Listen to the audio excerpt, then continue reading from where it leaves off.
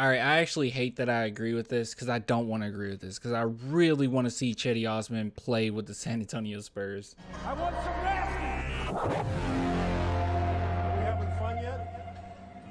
I've wanted this man on the Spurs for a very long time, and hearing this news, it just it breaks my heart. Now, before we go into it really quick, if you guys want to support the channel, clanthemerchfan.com, link in the description, or become a patron or YouTube member. Okay, that's only $2 per month. But yeah, just letting you guys know about that. Let's dive straight into this, okay? I don't want to beat around the bush here. So Spurs for Cedi Osman on trade block? Question mark? What? Okay, let's go ahead and see what it says here.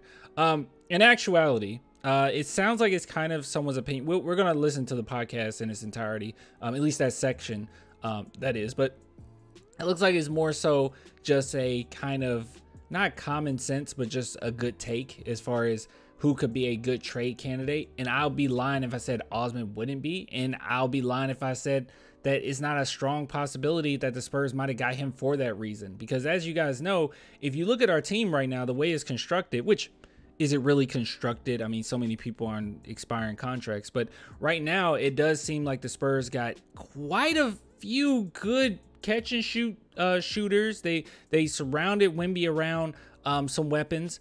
I don't necessarily know if Osman has a great role on this team right now, and I could see him in a trade package, especially when you already have Doug McDermott. And from what it sounds like, it doesn't seem like the Spurs have even alluded to moving Doug, but I could be wrong, but it doesn't seem like they're worried about that. And Doug seems very excited for this upcoming season himself. But anyways, that's besides the point. Let's go ahead and listen to what they said. I actually stopped it right when they started, and we'll actually go down to the transcript as well.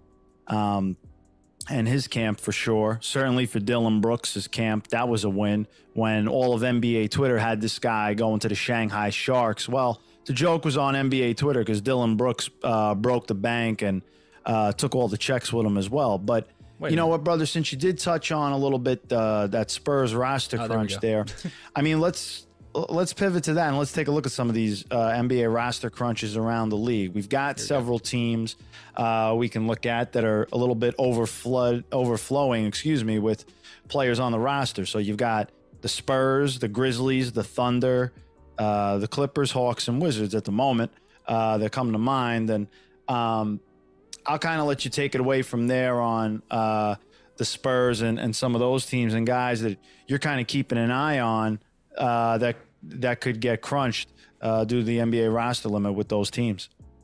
Right. So, and as we know, the NBA roster limit, teams don't need to get to 15 players until prior to the start of the regular season, or like, a day before or something like that.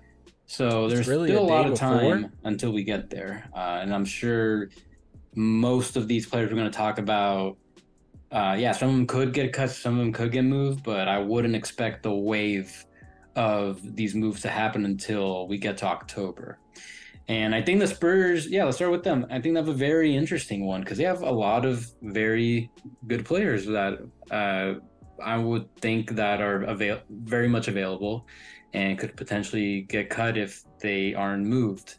So right now the Spurs have 17 players on standard contracts, and that's including Sandro Mamu, who he hasn't re-signed officially yet, but he's expected to have a standard contract. And the other, so that's already two players that they need to cut eventually to accommodate for that, because they're at 17. But there's Dominic Barlow. He has a qualifying offer right now with the Spurs. He had a really strong outing at Summer League. He's someone that could potentially get a standard roster spot with them. And second round pick, Cedi Sissoko, I don't think he's supposed to be stashed or anything like that. So unless they're giving him a two-way, he seems like another candidate. So if those two players are being factored in for standard roster spots as well, then they essentially have four potential players that they need to cut. So I mentioned, did I mention anyone else? So did I get blocked by the Spurs? I could go. So just in order of salaries, there's Devontae Graham, $12 million this year. I'm sorry. This was not planned. Am I blocked by the Spurs, Why can't I find them? I typed in San Antonio Spurs and I can't find the Spurs. That can't be right. No, there they are. Okay, I'm like, what the heck? Why did they change it to that? What is that? What the heck? All right. Okay. That threw me off. All right, proceed. I'm sorry. Small partial guarantee next year. I think that shouldn't be hard to cut if they needed to. Reggie Bullock, 11 mil expiring contract. I think he still can help a lot of teams. I think it was official. They have Kem Birch, who I think that one might be a strong one to get cut just because they have quite a lot of big men right now. He might not factor into their rotation. Osman seems like a pretty good trade candidate if they were to move him. I think there should be some good interest on him. And then Cameron Payne, they just got him. He could definitely help out there. They could use another guard, especially if Graham doesn't stick around. But it just seems like these veterans, they all seem pretty expendable. I don't know. Most of them were just recently acquired. So, and they were mainly, they weren't really players the Spurs were targeting. They were players they had to take in. Either the other team sending them out needed to include them for salary matching purposes or to save money. And the Spurs got a bunch of second-round picks for facilitating these trades. And that is true. They all are expendable. So some of the players that you mentioned, I'm a little confused with the whole Sandro's not official. This was recorded on the 26th, and 5 days ago would have been. Okay. All right. So this is right before. Okay. All right. So this is literally right before they made it official. That's fine. All right. Anyways, but that doesn't mean that everything he said doesn't, it's irrelevant or anything. It's very relevant. So yeah. So the San Antonio Spurs, we all know this. Brian Wright, very smart, big brain. He's been really smart lately. He has so many players on this team that are expendable that you could either package in a trade package, get some future picks or maybe a good player to add to the roster, or they don't really matter anyway, because after this season's over with, because let's just be real, all right? Very similar to how Wemby's career has gone thus far. The San Antonio Spurs, their first season with Wemby is going to be Wemby. Now, don't get me wrong. Popovich focuses on all players. He's going to make sure everyone is set in stone. But we know that this is our piece, right? This is our guy. This is our new Duncan. So you're going to put most of the focus on him and having him develop, stay healthy, and do his thing.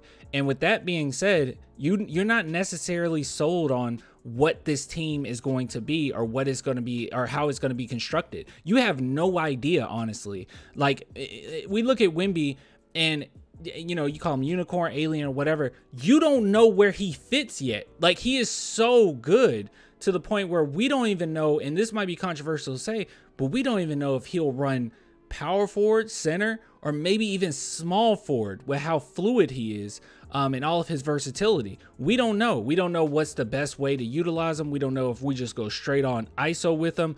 He's a really good passer. Do we have him bring the ball up the court like we've seen him do plenty of times before? We don't know. So right now, as it stands, he's so great at so many different things. I don't know if the Spurs necessarily know what direction to kind of go in as far as building around him. I think it's very similar. Well, it's not exactly the same. Okay, he's going to be. I think he's going to be better, but it's kind of similar to what I see with the Mavericks with Doncic. With a player like him that's so good at so many different things offensively, it kind of becomes difficult in knowing what direction you're going to go and how you're going to build around him. That is a very difficult task. While it might seem easy because it's like, well, Luka Doncic, he's like a demigod. Who cares? No, it's so hard to know what he can be. You have to focus in on something. Shoot, even Michael Jordan, right? People often say Michael Jordan wasn't a great passer or whatever. I don't know what they're talking about. He was a really, really good, a great passer, elite passer even.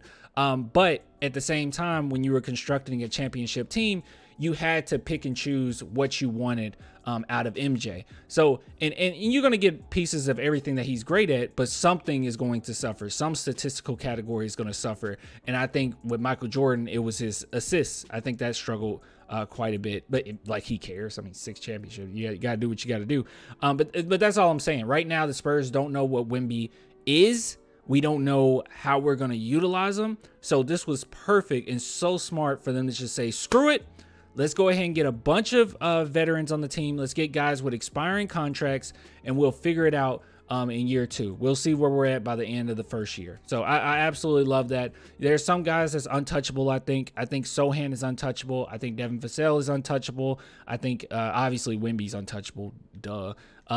You know, some other players, too, that I don't think Spurs be up for getting rid of right now, like Cedi, for instance. But great direction we're going in, and we'll see what happens. But Osman, I definitely could see him being part of some type of trade package in the future, but just as much as any other player on the team. But anyways, I'll give it to you guys later. Until next time, bye.